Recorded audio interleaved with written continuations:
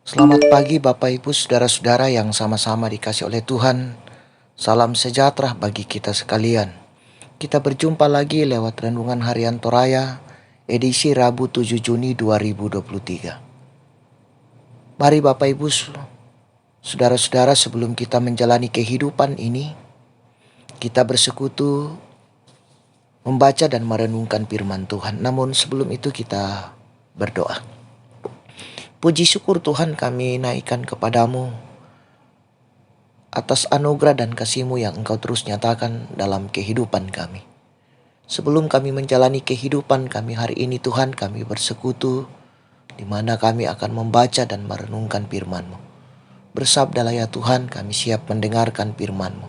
Di dalam nama Yesus Kristus, itulah Tuhan dan Juru Selamat kami yang hidup. Amin.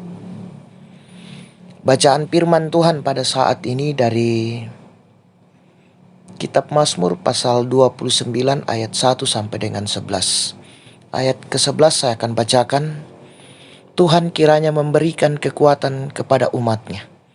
Tuhan kiranya memberkati umatnya dengan sejahtera. Amin. Judul renungan kita, menikmati kehadirannya. Saudara-saudara, pernah di suatu hari seorang kawan bersaksi tentang salah satu titik perbedaan antara hidup di kota dan hidup di desa. Dia mengatakan di kota kita hidup serasa berada di tengah hutan beton. Sementara di desa kita dikelilingi pohon dan berbagai jenis tumbuh-tumbuhan. Di kota kita terkagum-kagum melihat ciptaan atau buatan manusia. Sementara di desa kita begitu dekat dengan sesama makhluk yang diciptakan oleh Tuhan. Nampaknya cukup jelas maksud kesaksiannya. Tuhan terasa begitu dekat ketika kita berelasi secara akrab dengan ciptaannya. Saudara-saudara, begitulah pemazmur menuturkan betapa Tuhan sungguh dekat. Jika kita sungguh bersyukur dapat mengalami dan mengakui kehadirannya melalui semua benda atau ciptaan dan kejadian yang digerakkan oleh kuasa dan kekuatannya yang sungguh hebat. Benda-benda, suara, dan kejadian di alam ini oleh sang pemazmur dihayati sebagai wujud kehadiran Allah. Dia menciptakan dan mengatur semuanya. Tidak ada kejadian yang di luar kuasanya.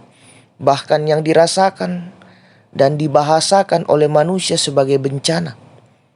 Seperti bergetarnya padang gurun, semburan api, dan lain sebagainya. Menanggapi kehadiran dan semua perbuatan atau tindakan, manusia hanya perlu sujud berhiaskan kekudusan. Yang menguduskan hidup dengan menyembah Dia saja. Tidak ada yang lain.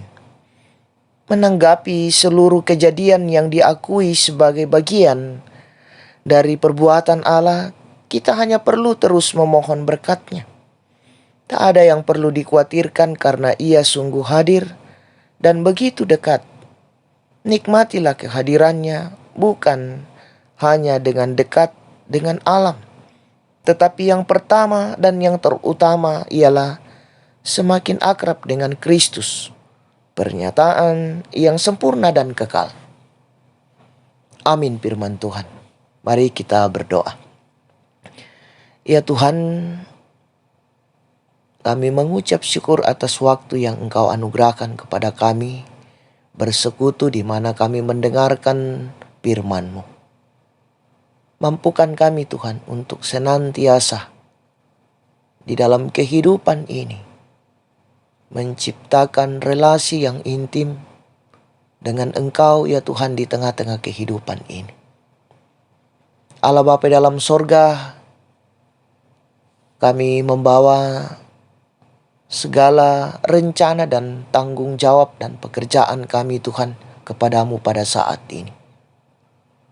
Karena Engkaulah Allah sumber kekuatan kepada kami.